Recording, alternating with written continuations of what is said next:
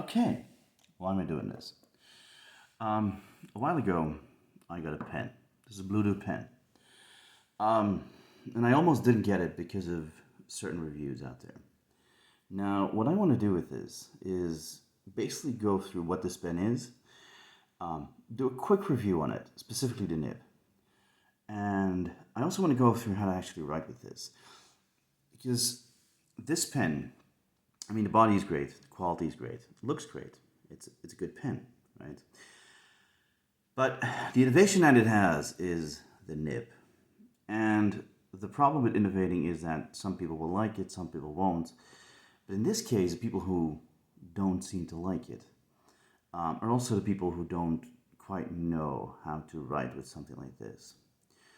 So now, most of the time, they actually say as much, so that they're not flex writers. They don't know how to do this, and that's fine. But my point is, this pen deserves more attention, and it deserves a more positive view of the nib specifically and how it works.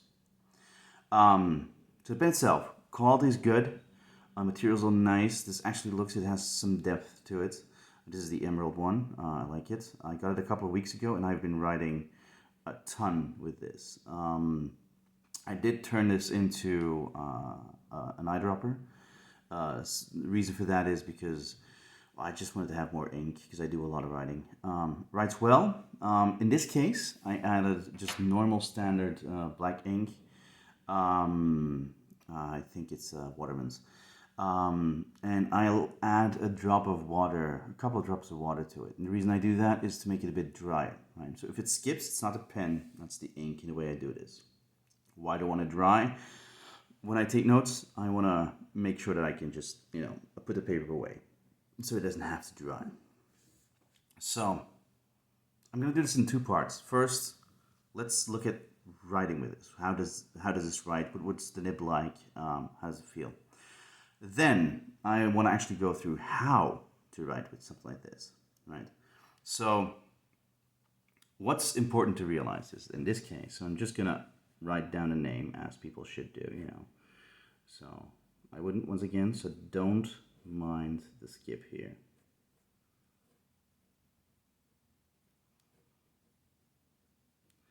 Bluedew. This is the emerald.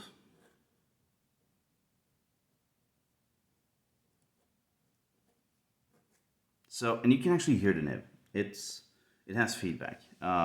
If you don't do it well, it's fairly scratchy. The nib itself has very fine lines. I'm going to show you the lines and how fine they actually are. If my hand's in the way, you'll see in a second. So without any pressure, this is what you're getting, right? It's very fine. I'm going to start reverse writing, and you'll see something happen.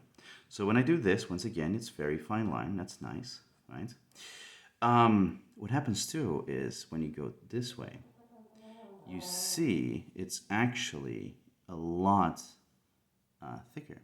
See, this pen writes slightly, writes a bit like an italic, and that's interesting. But I understand why he did that, because if you look at a Zebra G nib, so the tip of a Zebra Z nib looks somewhat like this, right? So it's a little point. And what happens is, as you write, and it snags the paper because this is not a lot of surface area. So sometimes it snags the paper and it breaks off. Now you have a broken nib. You don't want that with this. So this nib, what it actually looks like is something like this. If you look at it under a microscope, that's what it looks like, right? So it's a fine line because this is untipped. But as soon as you drag it down, it actually becomes a bit thicker. But that's not a problem because you want to add pressure on the pressure strokes, on the downstrokes, which is usually a horizontal stroke anyway. So, and that's actually what we're dealing with here. So what you have is you kind of have this effect, and that's smart because you don't want this thing to break off. It also means that it's maybe not as thin, but it is a very, there's almost no difference. Like, this is a very thin line. There's nothing left for me to want here. But writing with this is an absolute pleasure. It flexes like a zebra G-nib. I wouldn't push it as far, mainly because I want this thing to last. But then again, if you have to replace it, it's not that expensive. But it works really well, right? And the feed keeps up as well. So this pen works as intended, and you can write with it at a normal speed, right? So I'll do that. I'm not going to speed anything up or slow anything down.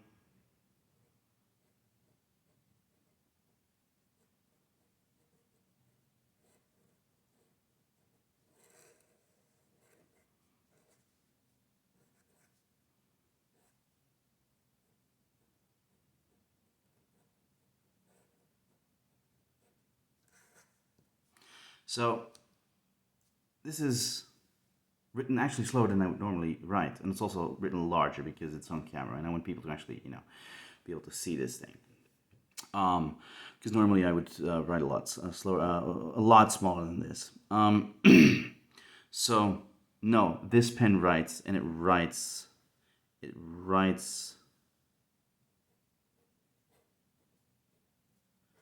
like a dream.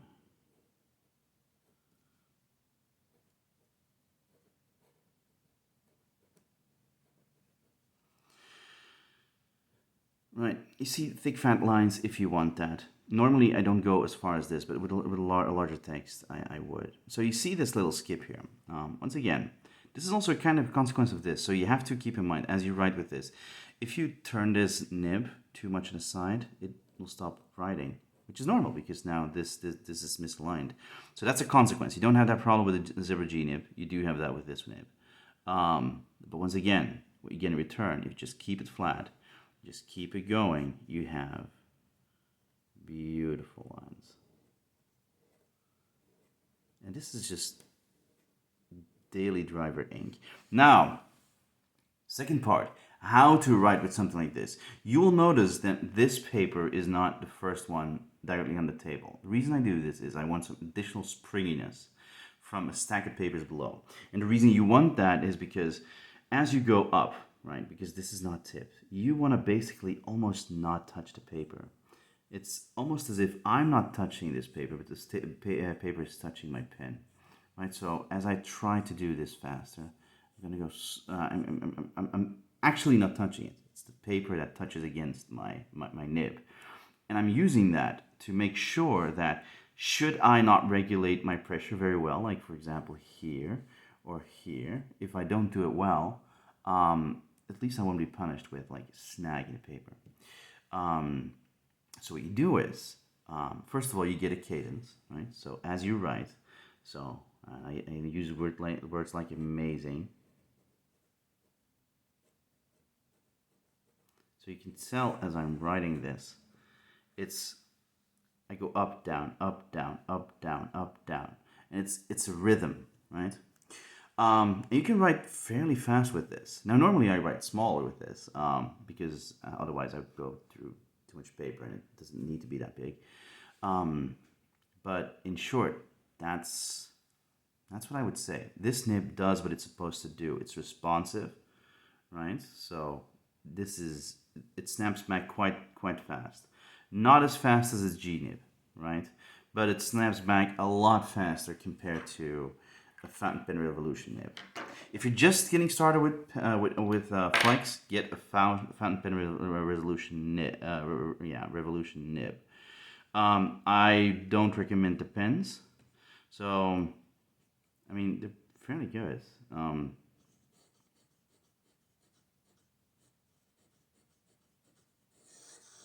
So it's a lot more forgiving, right? This is a softer nib, but also the lines are not nearly as thin. And if you want to have contrast, especially when you're writing a bit smaller, you're going to want to have very thin lines. That was in short what I wanted to do, because this pen deserves attention. The nib deserves attention, and it deserves to be shown in the light, in a better light. So you have inquiring minds who says he doesn't like, he can't write flex, and that's fine. But then he shows his pen snagging the paper and how terrible it is. It's not terrible. All you have to do is train yourself to be able to work with this.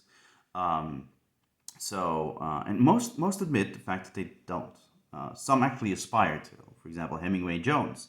That's one of those people who wants to write flex, but doesn't hasn't trained for it. If you just put some time in, you can. And this pen is as good as it gets. Very thin lines.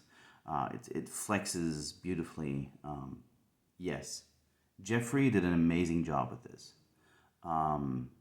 So yeah, I hope this was informative, and I hope that this helps you decide if you were on the fence and you saw some reviews you didn't quite know what to expect.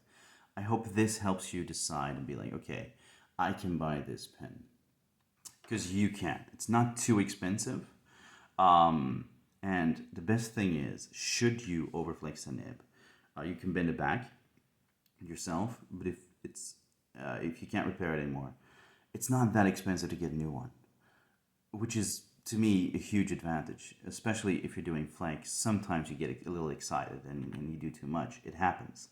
So yeah, it's a good pen. It's a good idea, and I hope more people can actually see it. Okay, hope it helps. Thanks for watching this. Cheers.